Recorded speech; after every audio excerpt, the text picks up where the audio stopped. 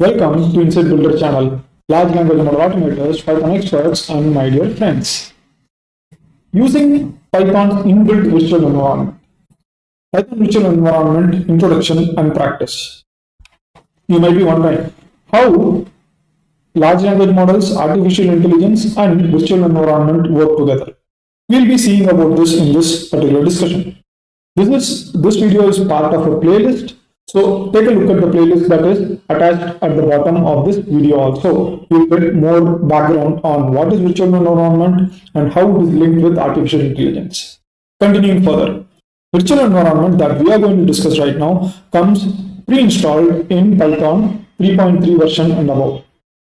Whenever someone thinks about virtual environment, the first virtual environment that comes into mind is the Venv virtual environment in Python.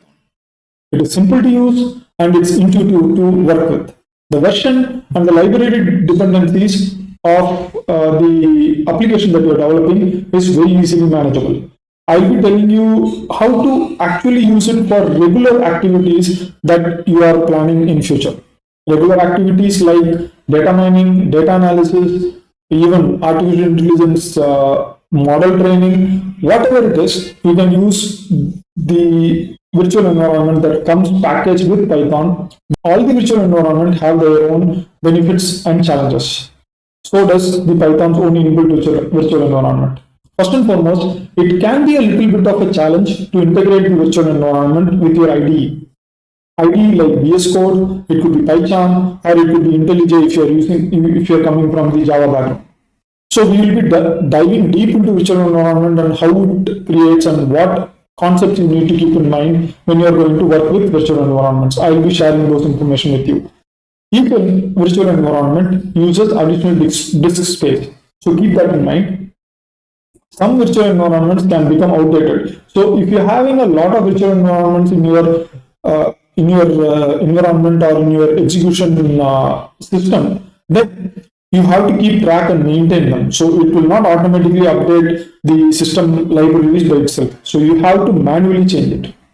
You can only control Python related packages using the virtual environment. You cannot control what other packages are installed in the operating system. Like you might have Linux operating system or you might have Windows operating system.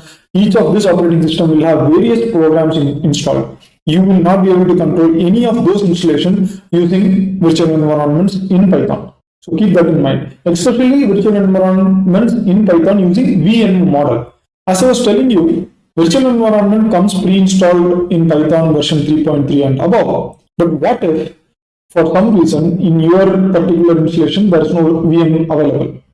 It's very simple. You have to, if you are from Ubuntu or Debian based Linux operating system, then you can do an apt install Python 3.6 VM. If you are from Fedora, Red Hat Linux distribution based, then use DNF. If you are from Windows, then simply use pip install virtual environment, virtual env. This is how you will get access to this. So let us dive into the various commands that you have to use with virtual environment. Let me show you the various commands right now. So we have we start with Python mvm my underscore vm. So this particular name you see here, this is the virtual environment name, and this is the module. Vm is the module, and m is the switch that tells to Python that this is a module that you are going to use. That is how you create a virtual environment. It's a straightforward process. After you create the virtual environment, this creates a folder inside the path in which you created. So I will be explaining what exactly happens in a couple of minutes. Second, you need to use the source command in case of Linux, and in case of Windows, it's a little bit different. Let me explain Linux first. You have to use this path and activate the virtual environment. Basically, in Linux, it creates a kind of a subshell. Shouldn't be saying it as a subshell, but it's an easiest way to make you to visualize what exactly goes on when a virtual environment is created. So it's an isolated environment where you can install specific Python libraries which will be only available to this virtual environment. So What happens if it is not the case? I will also be showing the differences for you guys so that you can understand exactly what is going on. Understanding Venv module is important before we go for more advanced virtual environments like Honda, Talks, and Poetry. I'll be dealing with those virtual environments in coming videos. However, keep this in mind. You have to master the basic module that is coming with Python before you go for Honda or any other virtual environments. Else, it becomes a challenge for you to understand what exactly those virtual environments do. Next, once your virtual environment is ready, then you can use a pip install to install various libraries that you want, or you can use the pip install -r. So this basically installs all the libraries inside this particular file. That is the switch that -r tells. After you install it, you can actually install it manually also, as I am shown here, and you can do a pip freeze to get all the installed libraries in your virtual environment and write it to requirements.txt. This is how you share the virtual environment. So for an example, you create an application and that application will have various libraries that is involved, right? And you want to share it with your colleague or with your customer, or you want to share it with the open source ecosystem, then you have to share the requirements.txt. And to get the requirements.txt, we use pip freeze. And finally, we have deactivate. So let me go to the shell right now so that you can understand what is exactly going on. Let me go to the shell here. So here, what you are seeing here is a Fedora installation that I'm having, and this is a virtual machine that I'm using.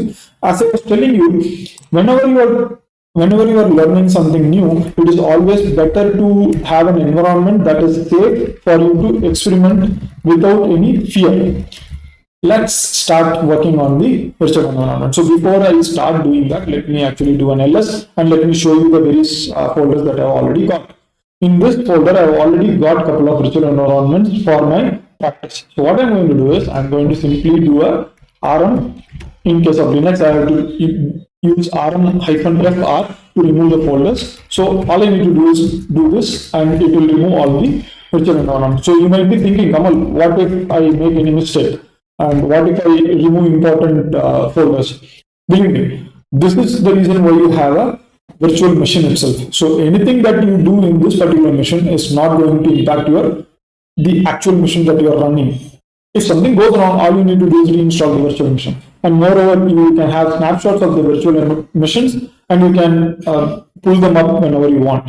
And so that is a different discussion altogether. Let us continue with the Python virtual environment discussion. So let me show you the version of Python that I'm having. So immediately you see that I'm getting an error. So this is a new error that has been coming up recently. This is because all the Linux versions are coming pre-installed with Python 3 and 3 or 3 and above. And that Python requires the command requires Python 3 to be attached to it. So that's why the error arises.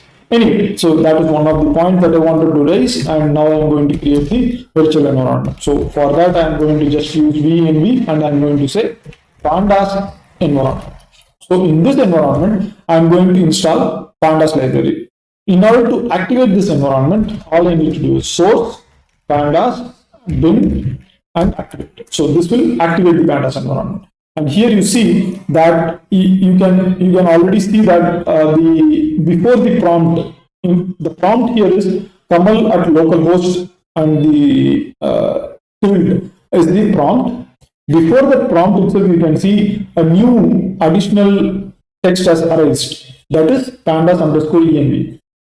That shows that we are inside the virtual environment. And now if I do a pip freeze, you will see that to your surprise that nothing is coming. So let me go deactivate the virtual environment for a moment and let me show you what is available inside the regular Python environment. So in the regular Python environment, you see all these libraries are already installed. Let me do the pip freeze again so that you guys can understand what is exactly going on. If I do a pip freeze here, and if I do this, you will see that I have got a list of Python libraries here. So these are all various Python modules and libraries. But if I go into the virtual environment, so if I again do a source, and I do pandas env and then activate, you'll see that inside this environment, none of those libraries are available. So how to start the installation? Basically, you do a simple pip install pandas. So because I'm going to work with data analysis framework, so I'm going to do a pip install. And the moment I do pip install, you see that it is using all the files that is already cached in this particular environment. So once you install any library in Python, it is cached inside your operating system. So you don't need to worry that it will download again. After I have done the pip install of pandas, now if I do pip release, you will see that I have additional libraries coming up here. So this is what I was telling you. So you see, these are the additional libraries that is required for pandas.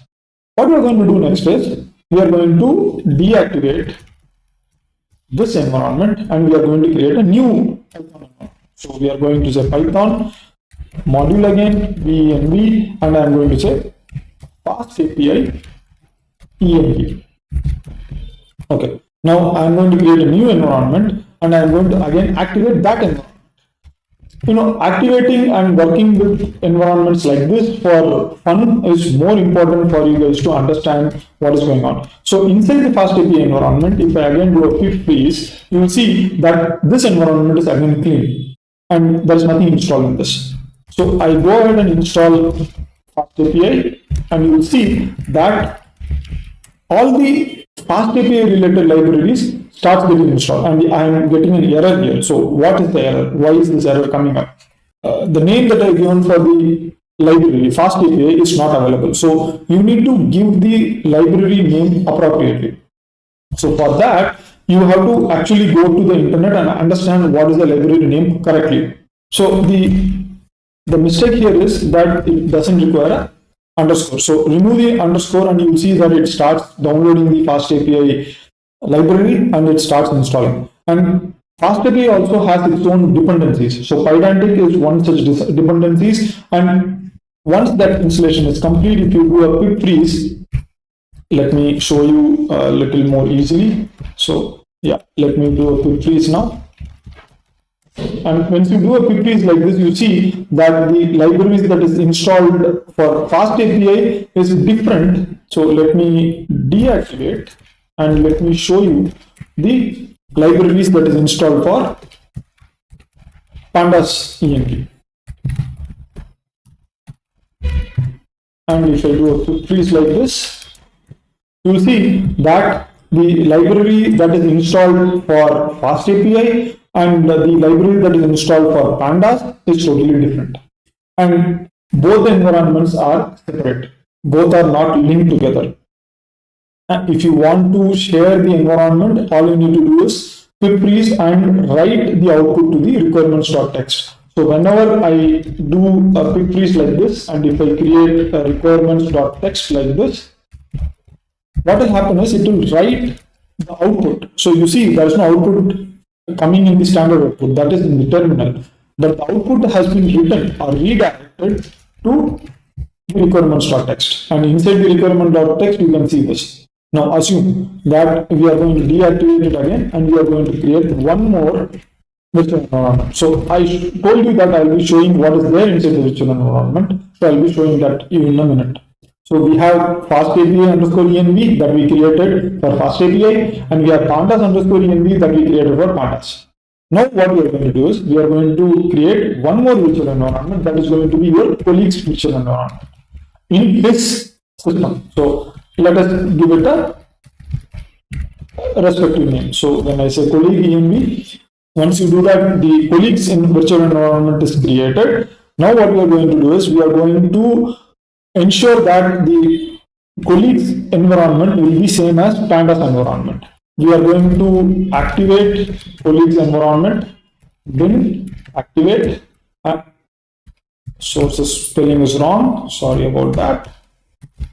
Source spelling, and here I am going to say pip install r, and I am going to take the requirements.txt. This requirements.txt, if you remember correctly, that we created it just now. So once I use this is going to pull all the necessary libraries that is required for pandas environment, and it is going to put inside the colleague environment. So if I do a quick freeze right now, you see that the same libraries are installed. So this is what I was talking about. Whenever you go through this process of creating multiple environments, understand what is going on between these environments, you will really understand the power of virtual environments. One point that I wanted to highlight here is that irrespective of the virtual environment, the Python version will remain same. So it will be 3.11.2 in case of colleague environment, or you see that here that the virtual environment version is same for Python 3.11.2 for Pandas environment also. So what exactly happens is whenever you create a new virtual environment, a new folder is created, and inside the folder, the bin and the libraries are copied manually from your host Python installation. So what is host Python installation? So let us come out of the virtual environment, deactivate, and let us ask which Python. When you ask for which Python, you see that, okay, so first of all, it is saying that there is no Python because I am using wrong exe file. So if I use which Python, and you see that now it is clearly saying it is user bin Python 3. So the Python that is getting used in this current environment is located inside user bin, and that bin Python 3 is going to be copied inside all the virtual environments. So if I don't want to activate it, so let us go into Pandas environment bin, and if I list it, you will see that inside you have various files. So inside this you will see there is Python 3 also available. This is the Python 3 that gets activated or that gets used whenever you are going to start working on your Python scripts inside the environment. Most importantly, inside the environment, this Python 3 can only see the libraries that is installed inside the environment. It cannot see the global libraries. So this is the program that has been written inside the virtual environment module. So this is kind of a control that has been created. So with this, I suppose you have got an overview of what exactly happens in case of the Python virtual environments, and how it works to help you in demarcating various environments that you create for different applications.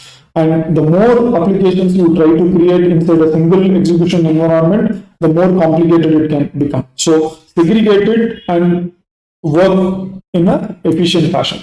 So I believe that you like this content. Do leave a like and share it with others. Subscribe to my channel for further updates on similar kind of Python related modules and libraries. And also keep one thing in mind. The idea of this virtual environment will be very useful when you are going to start working with artificial intelligence related libraries like PyTorch, JAX, even big data related libraries like PySpark. All these libraries have their own set of additional libraries and dependencies that comes into picture. At that time, segregated environment can be a boon, or else you will have a huge amount of libraries installed and it will become difficult for you to manage it. Why it will become difficult, we will see that in the next video where I discuss about conduct. With that said, I would like to leave with 3 words, that is practice, practice, explore, explore. See you guys. Have a great time.